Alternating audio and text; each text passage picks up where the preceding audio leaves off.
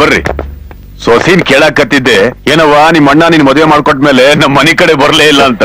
ನೀವಾ ಬಂದಿರಿ, ಬರ್ರಿ ಕುಂದ್ರಿ, ಊಟ ಮಾಡಿ. ಇಲ್ಲ, ಡ್ಯೂಟಿ ಮೇಲೆ ಇದ್ದೀನಿ. ಪೊಲೀಸ್ ಕೆಲ್ಸನೇ ಅಷ್ಟ್ರಿ.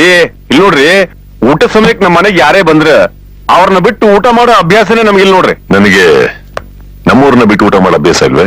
ಇಡೀ ಡಿಪಾರ್ಟ್ಮೆಂಟ್ಗೆ ಊಟ ಹಾಕೋ ಶಕ್ತಿ ಇರೋ ನಮಗ ಈ 4 ಜನಕ್ಕೆ ಊಟ ಹಾಕಕ್ಕಾಗಲ್ಲೇನೆ? ಬರ್ರಿ ಊಟ ಮಾಡಿ. ಅವ್ರಿಗೂ ಬಡಿಸಿ. ಸರಿ, ಇಷ್ಟು ಹೇಳಿದ್ನ ಇನ್ನೇನು, ಊಟ ಮಾಡ್ಕೊಳ್ಳಿ.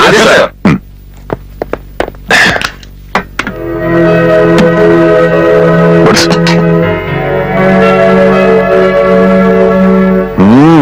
ತುಂಬಾ ಚೆನ್ನಾಗಿದೆ. ನಿಮ್ ಕಡೆಗೆನಾ? ಅದೇ ಅನ್ಕೊಂಡೆ. ಇನ್ನೊಂದು ಹಿಡ್ಕು ಸಾಕು. ಕೆಲ್ಸ ಟೆನ್ಷನ್ ಅಲ್ಲಿ ನಮ್ಗೆ ಮನೆ ಊಟ ಸಿಗೋದೇ ಕಷ್ಟ. ಹಾಕು, ಚೆನ್ನಾಗಿ ತಿನ್ನಿ. ತಿನ್ನಿ.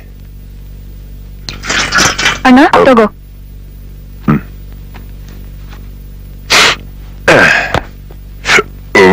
ಹಾಗಿದ್ರೆ ತಂಗಿಕಾಯಿ ಅಡಿಗೆ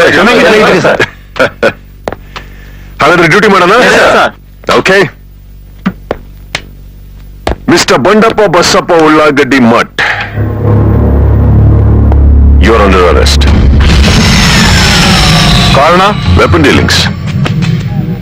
ಅದಕ್ಕೆ ಸಂಬಂಧಪಟ್ಟಂತ MLA, DC ಹಾಗೂ ಸ್ವಾಮೀಜಿ ನನ್ನ ಕಸ್ಟಡಿಯಲ್ಲಿದ್ದಾರೆ. ನೀ ನನ್ ಸಂಬಂಧಿಕ ಅಂತ ಹೇಳಕತ್ತೀನಿ. ಈ ಉಳ್ಳಾಗಡ್ಡಿ ಮಠ್ ಒಂದು ಸಾಗರ ಇದ್ದಂಗ. ಇದ್ರಾಗ ಅಡಿಗೆ ಮುಳುಗೋಗ್ತೈತಿ. ಈ ಜಾಗ ಬಂದಿರೋ ನೀನ್ ಯಾವ ಲೆಕ್ಕ? ಈ ಅಜಯ್ ಕುಮಾರ್ ಸರ್ನಾಯಕ್ ಬರೀ ಈಜೋನಲ್ವೋ, ಪಾತಾಳಕ್ಕೆ ಹೋಗಿ ಕಪ್ಪೆ ಚಿಪ್ಪಿಂದ ಮುತ್ತು ತಗೊಂಡು ಹೊರಗಡೆ ಬರೋಣ. ಸಮಯ ಬಂದ್ರೆ ಅದೇ ನೀರನ್ನು ಕುಡಿದು ಸಾಗರನೇ ಖಾಲಿ ಮಾಡೋ ಭೂಪ ಕಣ. ನಿನ್ ನಿರ್ಧಾರ ಬದಲಾಯಿಸ್ಕೊಂಡ್ರೆ ನಿನಗೆ ಒಳ್ಳೇದು. ಬೇಕಾದ್ರೆ ಬಂದಾರಿಗೆ ಸುಂಕ ಎಷ್ಟು ಅಂತ ಕೇಳು, ಕೊಟ್ಬಿಡ್ತೀವಿ. ಸುಂಕ ತಗೊಂಡು ಸುಖವಾಗಿರ್ಬೇಕು ಅನ್ನೋ ಆಸೆ ನನಗಿದ್ದಿದ್ರೆ ಕಷ್ಟ ಸುಖದಲ್ಲಿ ಭಾಗಿಯಾಗೋ ಈ ಪೊಲೀಸ್ ಕೆಲ್ಸಕ್ಕೆ ಸೇರ್ತಾ ಇರಲಿಲ್ಲ. ನನ್ನ ಮುಟ್ಟಿದ್ರೆ ಜನ ನಿನ್ ಸುಮ್ನೆ ಬಿಡಕ್ಕಿಲ್ಲ.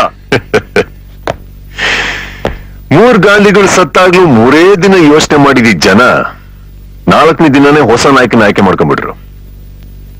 ಅಂತದ್ರಲ್ಲಿ 3 ಬಿಟ್ಟಿರೋ ನಿನ್ನನ್ನು ಅರೆಸ್ಟ್ ಮಾಡಿದ್ರೆ ಈ ಜನ ಏನೋ ಹೋರಾಟ ಮಾಡ್ತಾರೆ. ಅದನ್ನ ಈಗ ತಾನೇ ಹುಟ್ಟಿರೋ ಮಗುನ ಹೋಗಿ ಕೇಳು. ನನ್ನ ಬಗ್ಗೆ ಕತಿನೇ ಹೇಳ್ತೈತಿ. ಅದೇ ಮಗು ಹತ್ರ ಹೋಗಿ ಅಜಯ್ ಕುಮಾರ್ ಸರ್ನಾಯಕ್ ಬಗ್ಗೆ ಹೇಳು. ಕತೆ ಹೇಳೋ ಬಾಯಿಗೆ ಬೀಗ ಜಡಿಯತ್ತೆ. ನನ್ನನ್ನು ಅರೆಸ್ಟ್ ಮಾಡಿದ್ರೆ ಏನಾಗ್ತದಂತ ಯೋಚನೆ ಮಾಡಿದ್ಯಾನ? ಅರೆಸ್ಟ್ ಮಾಡದೆ ಬಿಟ್ರೆ ಈ ದೇಶದ ಮಾನ ಏನಾಗ್ಬೋದು ಅಂತ ಯೋಚನೆ ಮಾಡಿನೇ ಇಲ್ಲಿಗೆ ಬಂದಿದ್ದೀನಿ. ಈಶ್ವರ್ ಸರ್, ಬಂದ್ರೆ ಕರ್ಕೊಂಬ, ಬರ್ದಿದ್ರು ಕರ್ಕೊಂಬ.